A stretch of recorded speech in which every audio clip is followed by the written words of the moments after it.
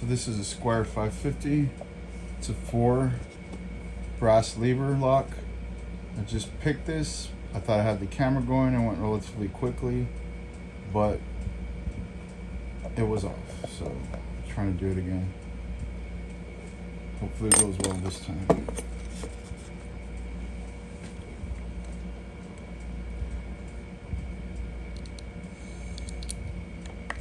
As you can see, it's locked.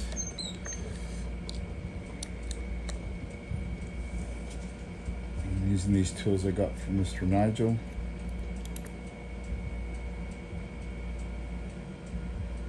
If I put the right tip in there, I don't think it, maybe I did.